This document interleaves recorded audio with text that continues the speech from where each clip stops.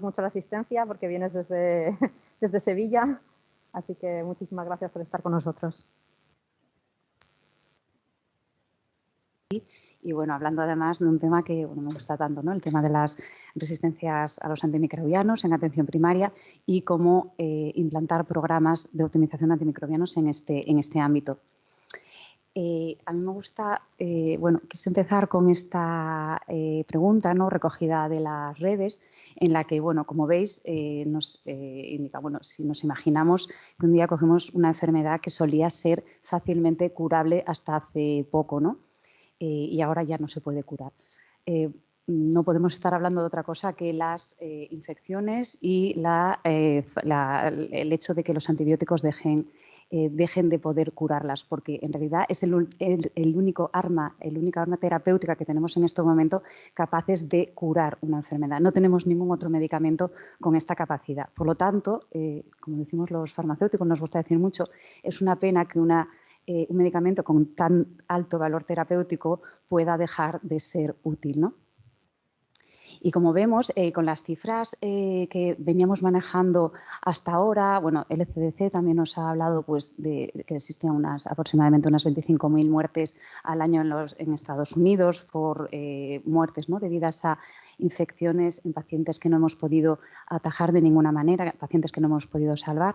Bueno, en este estudio, que ha sido también realizado en ámbito europeo, pues nos señala que bueno, aproximadamente hay unas 33.000 muertes al año producidas en este caso por esos patógenos, ¿no? Que vienen ahí y como vemos el 70% además del daño, ¿no? Porque además en este estudio no solo habla de mortalidad, sino también de los años de discapacidad, años perdidos con discapacidad, que es decir, todo lo que es el impacto de las infecciones por bacterias multiresistentes, que bueno, como sabía eso, no solo la mortalidad, ¿no? sino el impacto en la salud de los pacientes. Como vemos, prácticamente el 70% de este gran daño, ¿no? de esta casuística está centrada producida por bacterias, pues enterobacterias productoras de E. como Klebsiella pneumoniae, Escherichia coli, también Staphylococcus aureus methicillin resistente, Pseudomonas aeruginosa multiresistente. Como vemos, al final, en un pequeño número, ¿no? de patógenos están en la cabeza, ¿no? o en el origen de toda esa pérdida, ¿no? como decía, de años de vida perdidos y de discapacidad. Este mismo estudio ha realizado la fotografía, además, de la situación de casos de enfermedades por bacterias multiresistentes en cada uno de los países de la Unión Europea, así que podemos tener un dato aproximativo de lo que está sucediendo en nuestro país. Como vemos, en este momento pues, se señala que aproximadamente para unos 41.000 casos producidos al año, pues se producen unas 1.900 muertes. Como señalo ahí, pues sería un 4,6% de los casos, que lo he ido comparando con el resto de los países y está aproximadamente en la misma situación, ¿no? Como vemos, los causantes de estas infecciones en nuestro país pues son los mismos que se habían señalado a nivel europeo.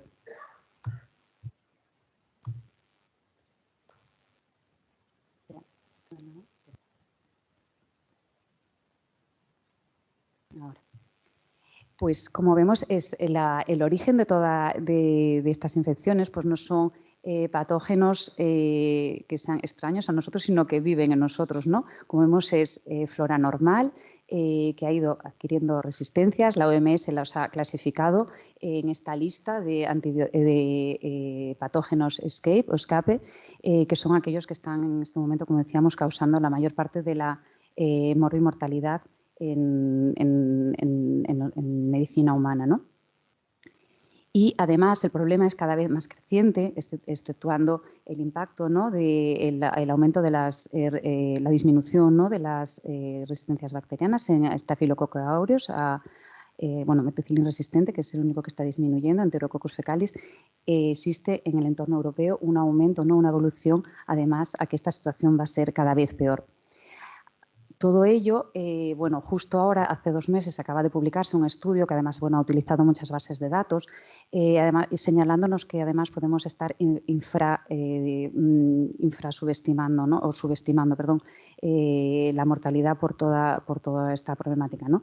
Y nos ha dicho, bueno, nos dice que en el entorno europeo, más o menos, hecho el cálculo, porque el entorno europeo lo divide entre regiones, aproximadamente podríamos tener, el impacto podría ser de unas 300.000 muertes al año atribuidas a las resistencias bacterianas. Por lo tanto, estamos perdiendo la batalla en este ámbito y la pregunta es ¿en qué contribuye atención primaria a todo esto?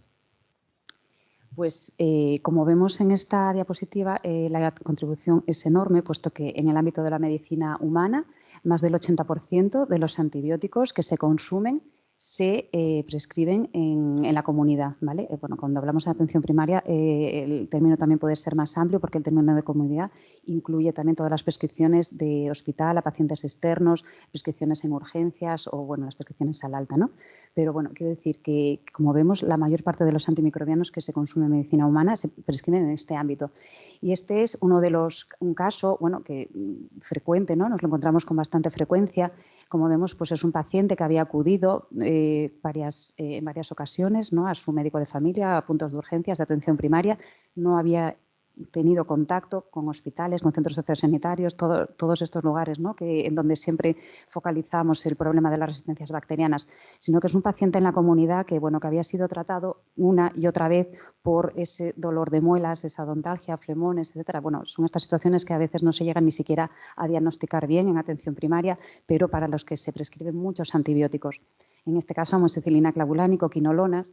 En el momento que este paciente ha tenido una infección de orina, la Escherichia coli, ¿no? que ha producido esta infección, es una cepa productora de beta-lactamasas de espectro extendido y afortunadamente vemos que la fosfomicina, por ejemplo, bueno, nitrofurantoína, pues no habían sido utilizados anteriormente porque no se utilizan para tratar infecciones de la boca, que si no probablemente nos encontraríamos el perfil de resistencia a esos antimicrobianos de la misma manera que nos encontramos todo el resto de opciones terapéuticas, ¿no? Por lo tanto, este paciente pues, va a tener la suerte, por decir de alguna manera, que su infección va a poder ser o seguir siendo tratada de una forma más o menos fácil desde atención primaria. Tiene una opción terapéutica de primera línea.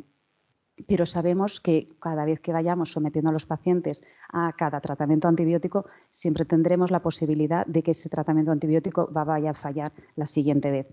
Y este es el caso, por ejemplo, otro caso un poco diferente. En este caso también es un paciente en la comunidad, tampoco es un paciente de centro sociosanitario ni nada, vive en su domicilio y nos encontramos, bueno, pues una muestra de urocultivo con un aislamiento de Pseudomonas aeruginosa, como vemos, pues resistente a las opciones terapéuticas con las que normalmente se trata Pseudomonas aeruginosa desde atención primaria, que son las quinolonas. Es un paciente que, bueno, afortunadamente, pues sí que las cepas es sensible a otros antimicrobianos también, que va a tener fácil acceso, pero es un paciente que ya como mínimo pues bueno, pues ya se ha hecho este antibiograma, ya se ha mandado una muestra para cultivo, ya está en el entorno hospitalario. Por lo tanto, son pacientes que cada vez vamos perdiendo la posibilidad de tratar desde atención primaria. Y en este estudio europeo, bueno, pues es lo que señalo, ¿no? Existe una correlación importante entre el consumo de antimicrobianos en la comunidad y la tasa de resistencias bacterianas en pacientes hospitalizados. Quiero decir, está muy bien ilustrado, ¿no? Con esta figura que, bueno, que la utiliza mucho Jesús Rodríguez Baño, es la teoría, ¿no? Del caballo de Troya. Son estos pacientes de la comunidad que portan bacterias multiresistentes cuando entran al hospital, que transfieren esas bacterias y esos genes de resistencias al ámbito hospitalario y luego el hospital funciona como un amplificador.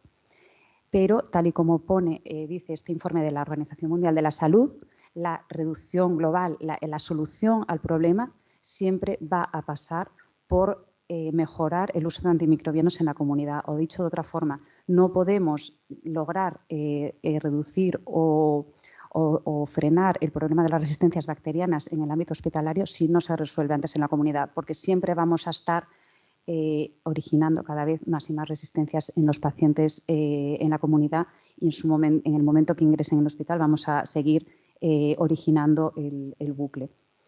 ¿Y cómo se encuentra nuestro país respecto a consumo de antibióticos en la comunidad?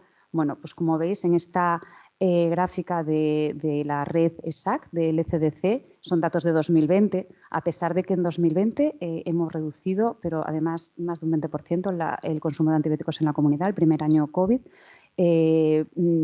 España, como veis, se sitúa entre los países de la Unión Europea que más antimicrobianos se prescriben en la comunidad. Hemos pasado, bueno, en este momento estábamos probablemente en el puesto número 4, ahora estamos en el puesto número 5, número 6, pero bueno, una situación un poco especial, como decía, este primer año COVID, que vamos a ver cómo se cierran los datos de 2021, porque probablemente ya vayamos a ir recuperando las tasas de consumo previas a COVID, ¿no?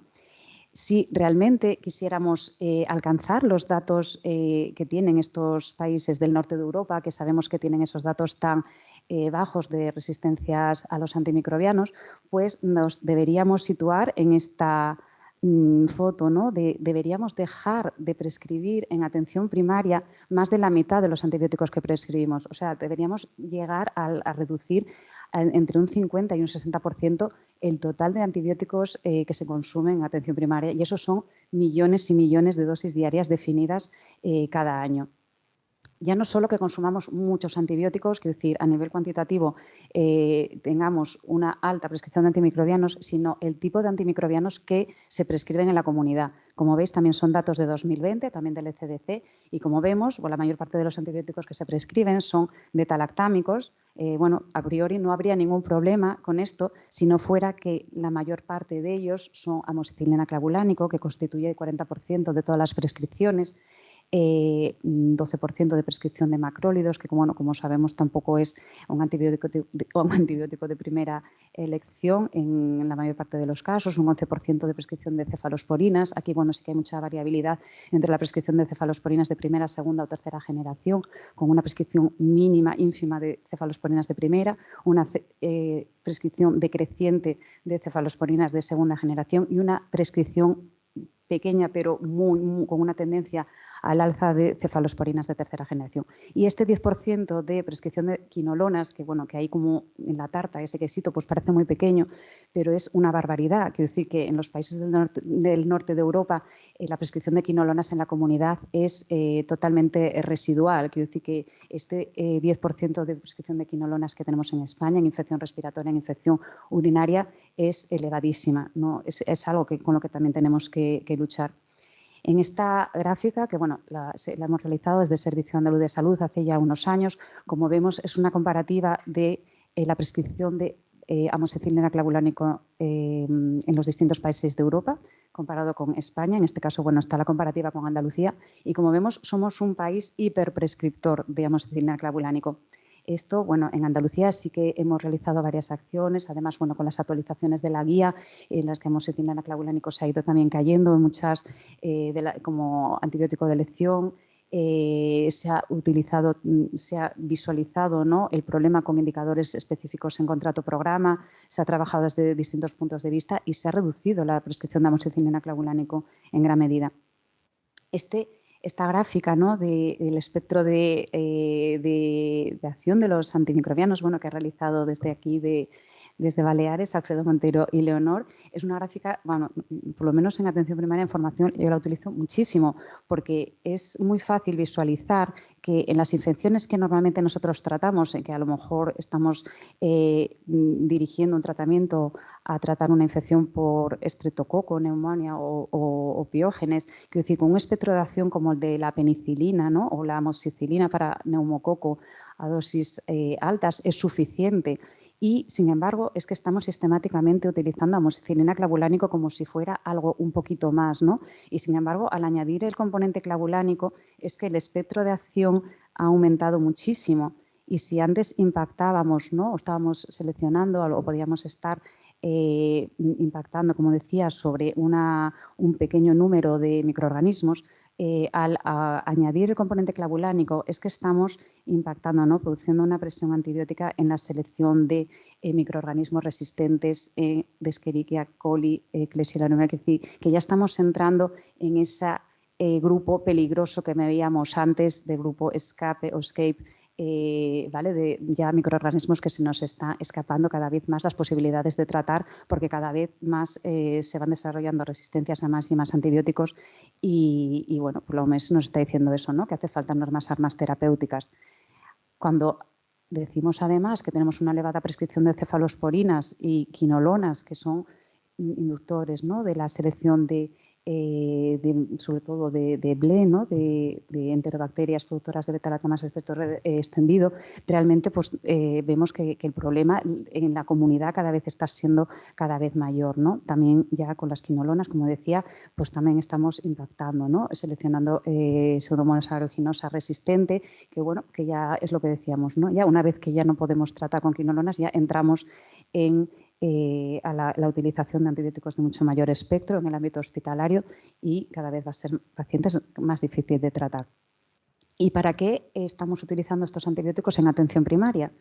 Pues normalmente en atención primaria la grandísima parte de todo lo que tratamos son infecciones leves, no es para nada el concepto de infección grave que se trata en el hospital, de tratar precozmente o utilizar o empezar con un espectro de acción muy amplio para luego desescalar. No, el concepto en atención primaria normalmente es el contrario, ¿no? Es infecciones normalmente no graves, con una actitud expectante, una prescripción diferida, ¿vale? Es esperar a realmente ver cuál es la evolución de la enfermedad, porque normalmente nos vamos a encontrar con muchísima patología vírica.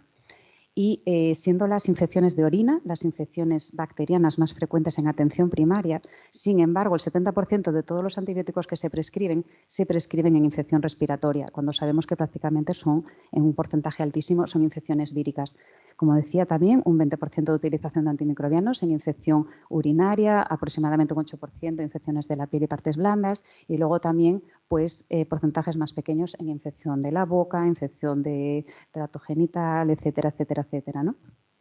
Como vemos, la etiología de estas infecciones, ¿no? Son normalmente, como decíamos, en la infección respiratoria vírica principalmente, y cuando no es vírica, las infecciones bacterianas más frecuentes, las faringoamigdalitis, las otitis, sinusitis, etcétera, etcétera, están producidas por neumococos, tetrococopiógenes, en otro grupo de pacientes o de infecciones Haemophilus influenzae. El patógeno por excelencia en infección urinaria es una Escherichia coli. En piel y partes blandas, los Staphylococcus aureus en la comunidad son meticilin sensibles, ¿vale? Con lo cual, bueno, pues nos encontramos en una situación en la que a priori no tendríamos que tener problemas en cuanto al tratamiento de los pacientes con las armas terapéuticas que disponemos de toda la vida. En infección respiratoria sí que tenemos ese problema de la dificultad de poder diferenciar una etiología vírica de una etiología bacteriana, porque los criterios clínicos no suelen ser suficientes, no son buenos predictores para determinar esta diferenciación, ¿no? Con lo cual sí que cada vez estamos empezando, yo creo que ya a nivel de todas las comunidades autónomas, a utilizar test de diagnóstico rápido que de verdad ayude a disminuir la incertidumbre en las consultas, ¿no? de atención primaria, de urgencias, para realmente saber si en este caso, por ejemplo, en una faringoamigdalitis, tomar esa decisión por lo menos más fundamentada, ¿no? Aunque, bueno, por supuesto los resultados de los test no son 100% fiables, pero bueno, como vemos desde estudios ya muy antiguos como el Faringocat o como otros como el Happy Audit, o bueno, como también hemos visto, ¿no? En la implantación del test de diagnóstico rápido del antígeno de estreptococo beta hemolítico de grupo A, realmente cuando utilizamos el test y ese test resulta negativo, es muy infrecuente que se prescriban antibióticos. Por lo tanto, esta situación, que supone casi el 50% de todas las prescripciones en infecciones en atención primaria, si logramos reducir, aunque sea a través, ¿no? de la utilización de test rápidos, este elevado consumo, es que podríamos incluso bajar 2 puntos como mínimo en esas tasas de consumo que decíamos en la comunidad. ¿Qué pasa en el entorno urinario? Pues tenemos el caso contrario, tenemos una hipertoma de muestras, por decir así, ¿no? En micro, pues siempre nos decimos, bueno, previo a la situación COVID, que tenía el laboratorio lleno, ¿no? Estaban desbordados por los urocultivos. Tomamos demasiados urocultivos porque, bueno, pues hay situaciones en las que está indicado y otras situaciones en las que no está indicado. Quiero decir, estamos hartos de tratar bacterias asintomáticas porque se ha realizado un cultivo que no era necesario y finalmente es muy difícil que un facultativo, cuando se encuentra con un crecimiento bacteriano, pues no aplique un tratamiento. Entonces, esto, bueno, nos lo dice este artículo, ¿no? Que esa cascada, ¿no? De realizó prueba, trato y, bueno, como otra de las consecuencias, como vemos, un incremento de la infección por Clostridium difficile. Con lo tanto, sí que es cierto que podríamos promover, bueno, pues esos programas de limitar la realización de urocultivos en las situaciones donde no está indicado, ¿no? Probablemente sean los laboratorios de micro los que tienen que estar, bueno, en el momento de las peticiones, ¿no? La realización de pruebas, diciendo, bueno, ¿qué justificación tiene esta prueba, ¿no? Y una vez que, bueno, que sí que nos encontramos ante una situación, una infección bacteriana, ¿con qué tratamos? Pues un poco lo que decía antes, ¿no? Este editorial del BMJ es antiguo, pero lo podemos aplicar fácilmente a la actualidad, ¿no? Como decía, las infecciones respiratorias que tratamos en atención primaria por esos estreptococos, ¿no? Neumonía epiógenes, ese E. coli, ese estafilococo aureus meticilin sensible, siguen siendo sensibles a los antibióticos de toda la vida. Quiero decir que la penicilina sigue siendo 100% activa frente a estreptococo biógenes, la amoxicilina sigue siendo activa frente a neumococo, la fosfomicina tiene, bueno, el E. coli tiene una alta, ¿no?, sensibilidad a fosfomicina y, como decíamos, bueno, pues el estafilococo aureus es sensible a cloxacilina y, bueno, ahora ya se está promoviendo la utilización de cefadroxilo como encefalosporina de primera generación. Por lo tanto, si nos limitáramos a esos 4 antibióticos, que debería ser el grueso de la prescripción de atención primaria, realmente pues estaríamos dejando tranquilos, ¿no? No estaríamos ejerciendo esa presión antibiótica frente a todas estas enterobacterias, ¿no? Y productoras que, bueno, que como decíamos, al final van a ir engrosando la bolsa, ¿no?, de las bacterias, de los patógenos escape, ¿no? Esa Pseudomonas aeruginosa, E. coli, Klebsiella pneumoniae, ¿vale? Con la utilización, con la promoción en atención primaria de la utilización de estos antibióticos básicos, podríamos conseguir esto. Parece muy sencillo y además esto es que lo contamos una y otra vez y lo contamos una y otra vez, pero no lo es, no es nada sencillo. Sí que estamos logrando reducir las tasas de consumo a nivel cuantitativo, pero es muy difícil cambiar este perfil de selección de antimicrobianos. En el Plan Nacional, uno de los indicadores que incluimos para visualizar esto precisamente es este indicador sintético que acumula esos 4 antibióticos que serían de elección en las infecciones más comunes en atención primaria. Y, por lo tanto, esta suma de estos antibióticos es que debería suponer prácticamente el 70-80% de todas nuestras prescripciones. De hecho, en Dinamarca, como vemos aquí abajo, y no contabiliza el tratamiento de las infecciones de orina, por ejemplo, aquí nosotros incluiríamos fosfomicina, ¿no? Supone un 56% de las prescripciones. ¿Por qué nosotros no podemos hacer esto, ¿no? Estamos, como vemos, en un 27% de selección de moléculas de elección y, como veis, la tendencia durante los últimos años pues no se ha modificado mucho. Por lo tanto, es algo que tenemos que trabajar mucho desde los PROA. Y esto es también otro mensaje importante que solemos dar. Es que los PROA no son programas para disminuir el uso de antimicrobianos. Esto es una diapositiva, bueno, de Esperanza Merino, me encanta, ¿no? Es muy, muy ilustrativo, que es que nosotros, los de los PROA, no venimos a decir que no se prescriban antibióticos, venimos a decir que se optimice el uso de antimicrobianos. Entonces, ¿qué pasa? Que esta reducción, que por supuesto la tiene que haber porque tenemos mucho uso innecesario de antibióticos, se tiene que realizar a expensas de dejar de prescribir, de esta utilización inadecuada o ineficiente, ¿no?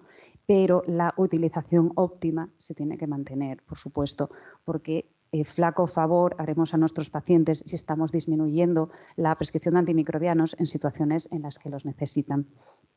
Y, como decía, pues esto es la labor de los PROA en atención primaria, en hospitales, que decir que tampoco hay no hay objetivos diferentes, ¿no? Son los mismos objetivos. En otro ámbito, pues, como decíamos, en la medida de llegar, son programas muy, muy extensos que hacen participar a muchísimas personas, porque realmente en atención primaria es muy difícil llegar a todo el mundo.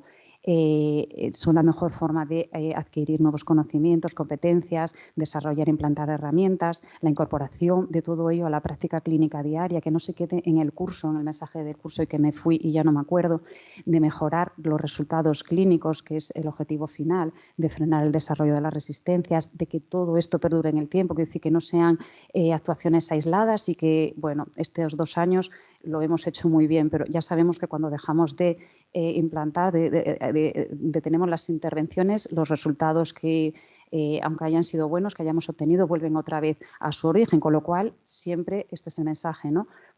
Iniciar intervenciones que seamos capaces de mantener en el tiempo. Y bueno, para visualizarlo también de una forma como muy clara, ¿no? Esta, bueno, pues sería una paciente de atención primaria, es una paciente real, quiero decir, de mi distrito, una persona muy mayor, institucionalizada, bueno, pues con una serie de problemas de salud, ¿no? Incontinente, diabética, cardiopatía, una depresión tratada por citalopram. Bueno, pues a esta persona se le ha puesto un tratamiento con ciprofloxacino, además 10 días, un tratamiento de larga duración, cuando ya sabemos que, bueno, cada vez estamos tendiendo, ¿no? Si hay algo de evidencia o de nueva evidencia en los tratamientos en la comunidad, es a disminuir la duración de los tratamientos porque nuevas moléculas nosotros no tenemos. Como vemos, es que no sabemos ni siquiera para qué se le ha puesto este tratamiento a esta persona, porque en la historia no consta ningún registro. Por lo tanto, no sabemos ni siquiera si era una infección sintomática, una ITU, o si era una bacteriuria sintomática, que se le ha detectado algún uropatógeno o simplemente que esta persona se encontraba mal, desorientada y se le ha puesto este tratamiento, ¿no?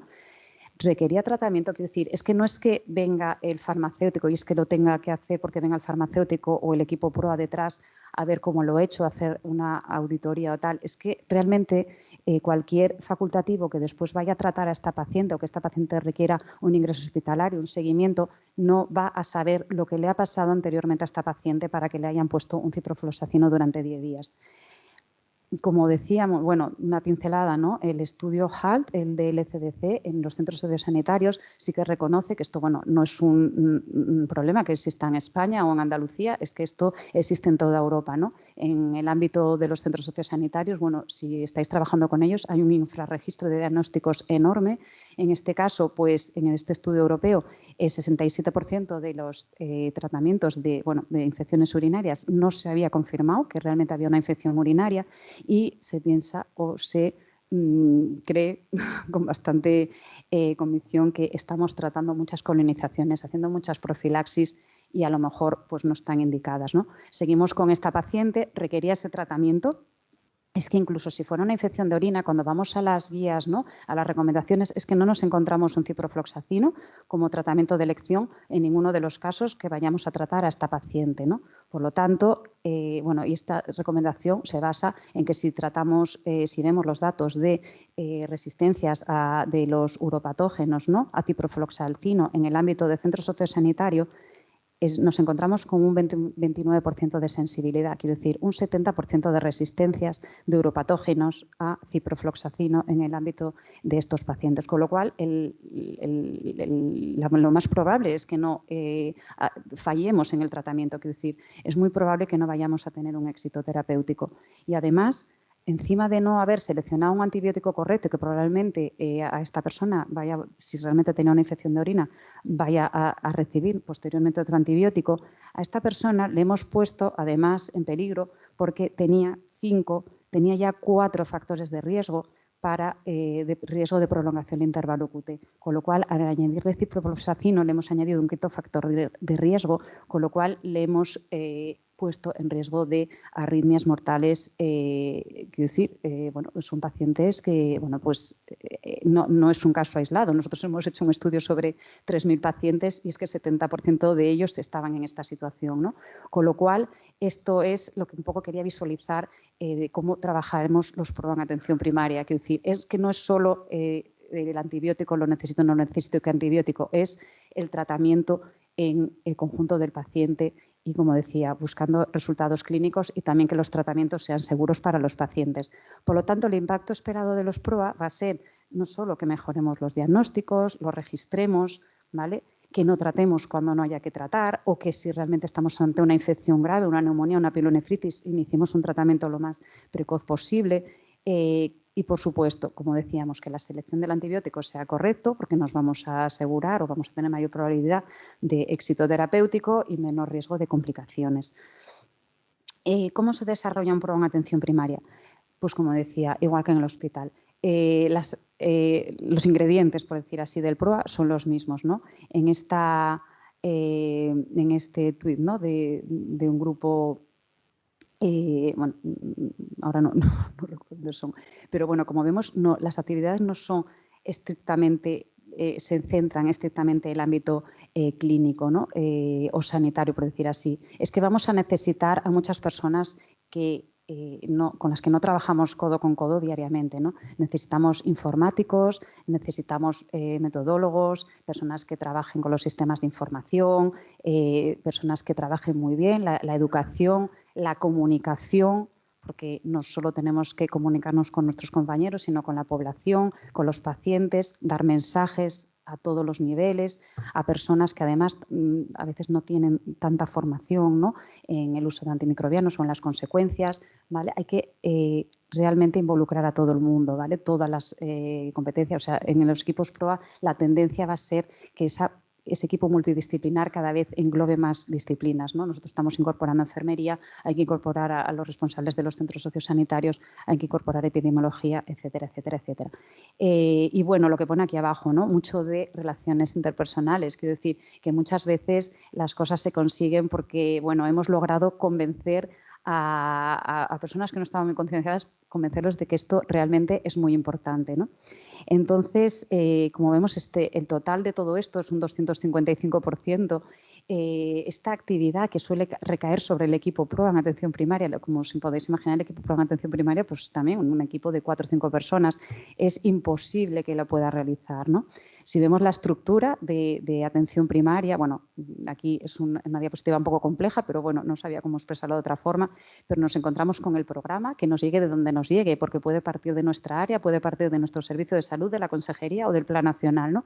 Pero vamos a implantar un programa. Tenemos nuestro equipo PROA, pero es que nosotros tenemos que llegar a miles de personas que están dispersas por, bueno, en mi caso teníamos, no sé, pues 30 y pico, más eso, unos 80 centros de salud. Es que tenemos muchos centros de salud en Andalucía en los que trabaja una persona sola o 2 personas, sin pediatra, que un punto de urgencias lejos, el hospital de referencia 2 horas. Quiero decir que es muy difícil trabajar en estas situaciones con personas que realmente no pueden hacer más que dedicarse a la actividad esencial y que cuando salen de la consulta es que no van a ponerse a ver registros o a hacer un curso o van a venir a que les contemos los del PROA lo que queremos contarles ese día, ¿no?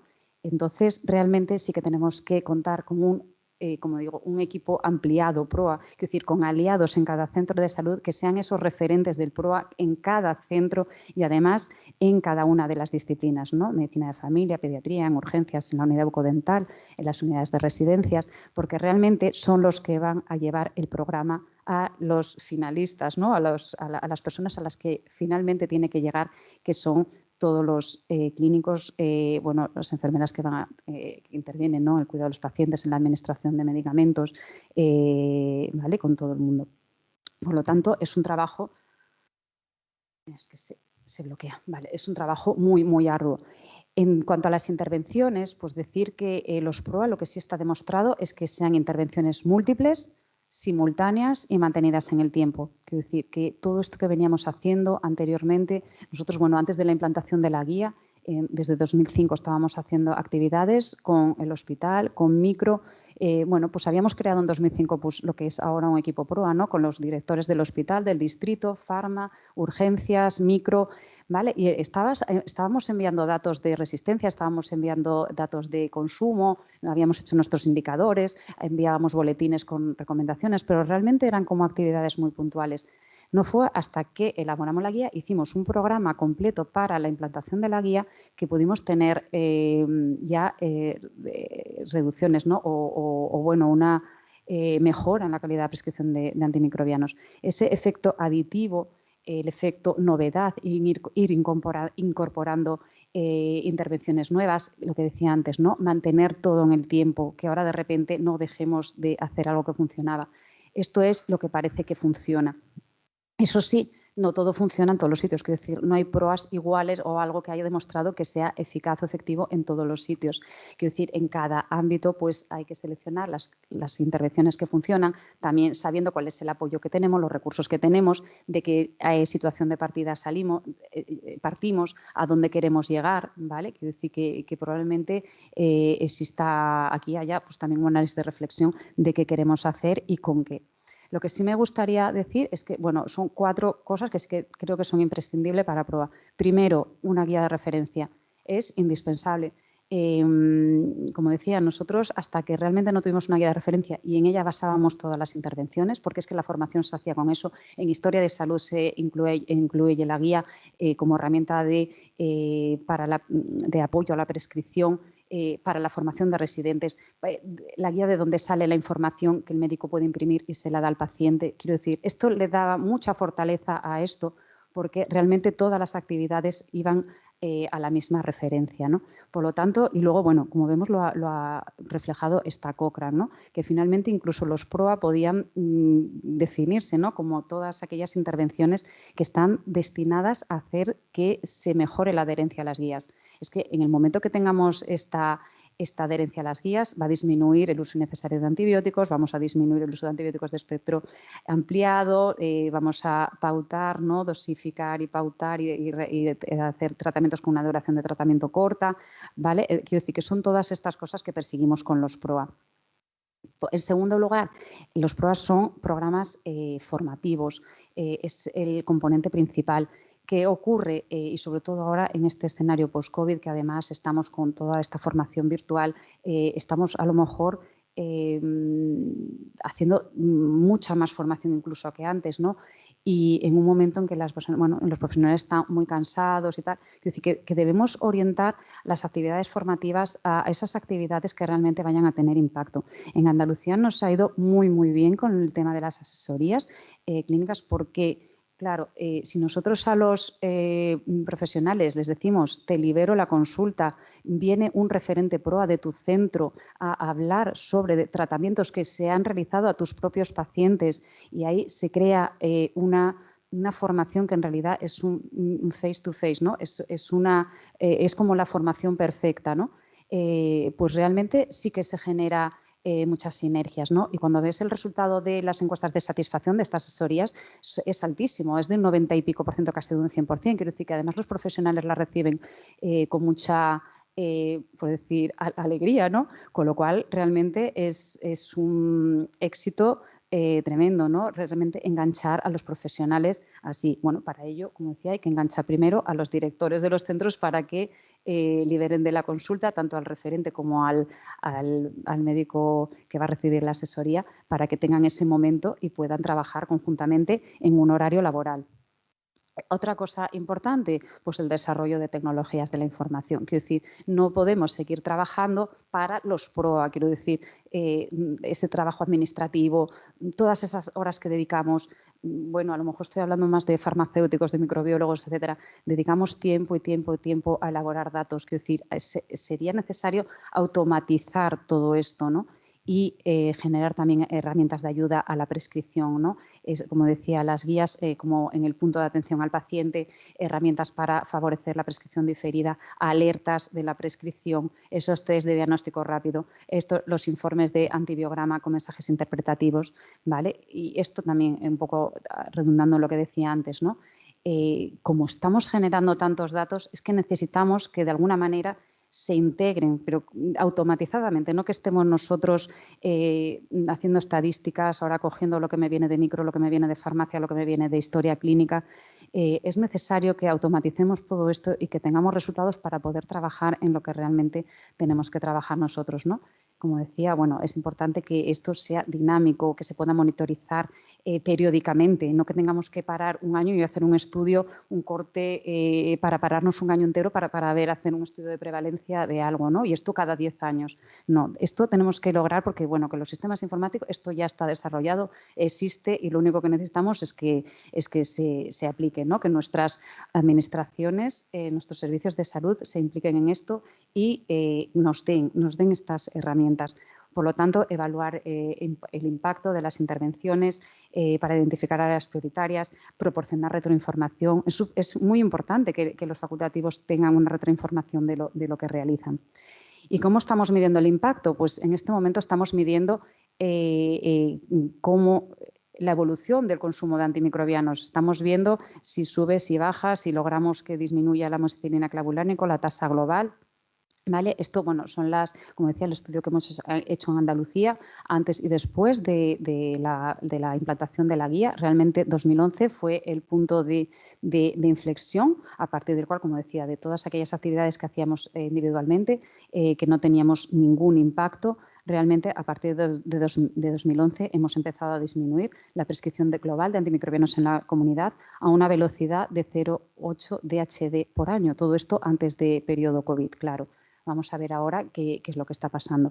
Y además, bueno, como sabéis, bueno, en 2014 se implantó además el programa Pirasoa, que ha venido a ayudar a que se mantenga esta mejora. Pero bueno, como veis, es que ni siquiera ha habido un impacto en la tendencia de consumo de antimicrobianos en la comunidad, ni siquiera tras implantar un programa tan completo, ¿no?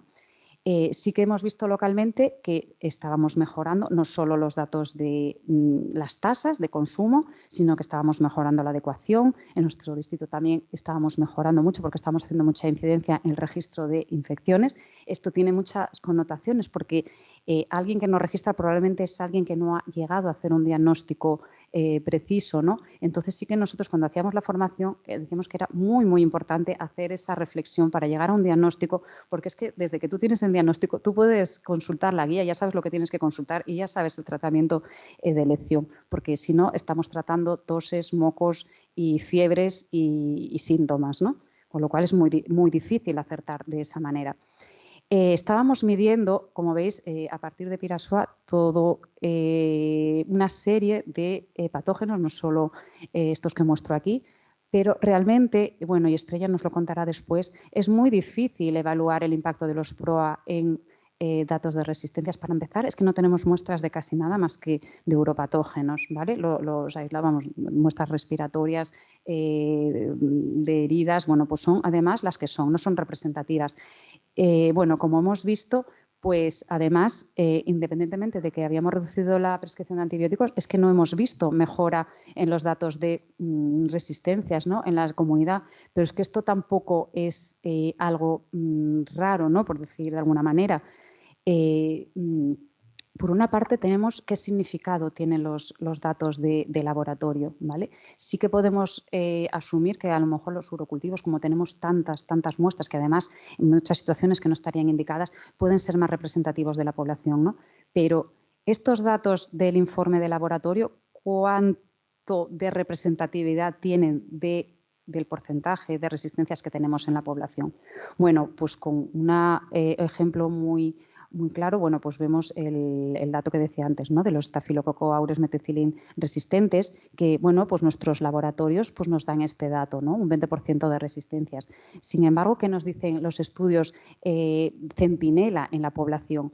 Que la incidencia, ¿no?, de Staphylococcus aureus methicillin resistente en la comunidad no llega a un 2 o un 3%. ¿Vale? Porque es que estos datos no eran representativos de esta población. Porque ¿qué llega al laboratorio? Pues estos datos de estas úlceras, estas heridas sobretratadas, complicadas, etcétera, etcétera, y eso no es representativo de lo que tenemos en la comunidad. Quiero decir que los datos de laboratorio tenemos que saber interpretarlos y tenemos que saber interpretar que son los datos representativos de la población o del tipo de muestras que se envían, ¿vale? Y además hay otra cosa, es que no estamos solos, es que no podemos correlacionar los datos de prescripción de atención primaria con los datos de resistencia de nuestros pacientes, porque es que nuestros pacientes reciben muchos otros antibióticos que nosotros no prescribimos. Por ejemplo, pues como vemos en los últimos años, de 2014 sobre todo, en Andalucía por lo menos, y bueno, yo creo que en todo esto será común, la prescripción extrahospitalaria de antibióticos ha crecido muchísimo, ¿vale? La prescripción en recetas a paciente al alta, a paciente en urgencias, a paciente en consultas externas. es que esto es una presión antibiótica para el paciente en la comunidad. Entonces, claro, esto si no lo estamos sumando a las prescripciones de primaria, luego es imposible que nosotros lo correlacionemos y además el paciente reciba antibióticos de consultas de medicina externa del dentista, aparte de todo el impacto de One Health, ¿no? Que ya sabéis que ahora estamos trabajando mucho en ese tema. Por lo tanto, se requieren medidas de impacto para los PROA que midan resultados clínicos. O sea, ¿qué le está pasando a nuestros pacientes? Es que además a lo mejor ni siquiera podemos medir, porque en la comunidad es muy, muy difícil correlacionar con datos clínicos. Pero por lo menos tenemos que tener estar seguros de que no estamos causando daño a los pacientes, ¿vale? ¿Y a qué me refiero? En este estudio, bueno, tampoco son muy nuevos, ya tienen sus años, pero bueno, están totalmente de actualidad y por lo menos para mí son de lo más importante. Pues son estudios donde se analiza si la prescripción, la disminución importante de antibióticos en la comunidad tiene luego una consecuencia clínica, una consecuencia en los pacientes. Bueno, pues en este caso vieron que no aumentaba el número de ingresos por infecciones respiratorias en la comunidad. Este otro estudio, donde también habían demostrado una disminución importante de la tasa de antibióticos en la comunidad, pues se encontraron con que había una mayor incidencia de neumonía en los pacientes. Por lo tanto, ese no va a ser nuestro caso porque tenemos tanto ámbito, ¿no?, de tanta mejora por delante, pero bueno, países o zonas que ya tienen unas tasas de prescripción muy, muy bajas, es que probablemente no hagamos nada bajando más las tasas. Es que a lo mejor tenemos que seleccionar mejor los antibióticos y hacer otro tipo de actividad con nuestros pacientes en los PROA. Y en este tercer estudio, pues lo mismo, ¿no? Pues se encuentra una disminución importante de la prescripción de antibióticos en la comunidad, pero cuando vamos a ver las tasas de hospitalización de infecciones que debían ser curadas en la comunidad, pues nos hemos encontrado con un mayor riesgo de hospitalización. Nosotros, bueno, cuando implantamos la guía sí que empezamos a hacer seguimiento con este tipo de indicadores de número de infecciones respiratorias y urinarias que se complicaban, o sea, que debían tratarse en la comunidad, pero que acababan finalmente con un ingreso hospitalario. Y bueno, pues al menos sí que es un indicador de control de nuestros PROA, ¿no? Por lo menos saber que no estamos haciendo ningún daño. Para terminar, que ya no tengo tiempo, simplemente decir que probablemente si vamos a priorizar nuestras acciones, las vayamos a priorizar en la población más susceptible, que son finalmente todos aquellos pacientes mayores con comorbilidades, ¿vale? Todos aquellos pacientes, sobre todo de neumono, que tenemos con ciclos de profilaxis a largo plazo, ¿no?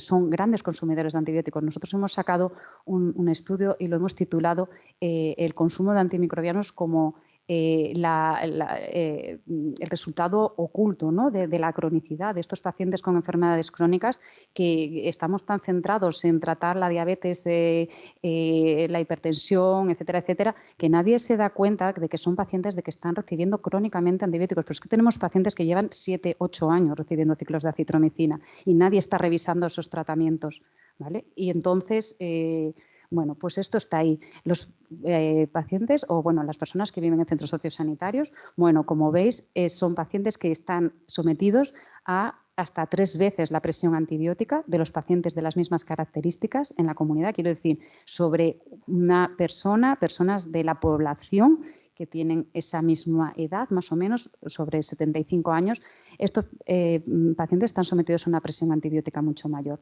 y además de antibióticos de amplio espectro, 2 veces más, doble de prescripción de amoxiclavulánico, de fluorquinolonas, de falosporinas de tercera generación. Por lo tanto, bueno, sabemos que son personas, además, o ámbitos donde